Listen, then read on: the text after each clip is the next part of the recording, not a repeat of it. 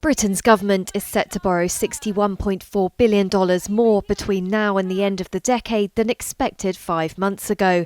That's according to forecasts from the country's fiscal watchdog on Wednesday, as Finance Minister Rachel Reeves began a half-yearly budget update speech to Parliament. The Office for Budget Responsibility said the public finances outlook had deteriorated.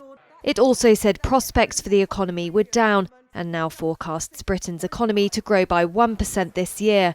That's half the estimate it gave in October, although it slightly increased its projections for 3 of the 4 following years. Reeves announced that she'd rebuilt a $12.8 billion fiscal buffer that was wiped out by weaker economic forecasts and rising borrowing costs since her first full budget last year.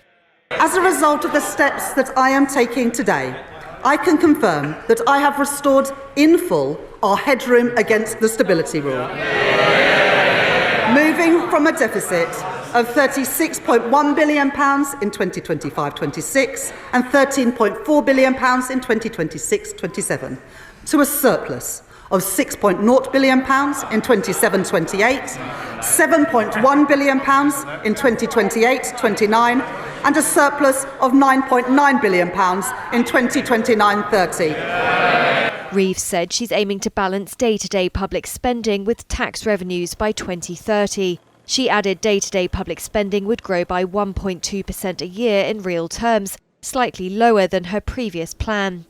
The government had previously announced planned savings from welfare, angering some lawmakers from the governing Labour Party. Looking ahead, the OBR expects economic output to expand by 1.9% in 2026 and average 1.8% a year over the rest of the forecast.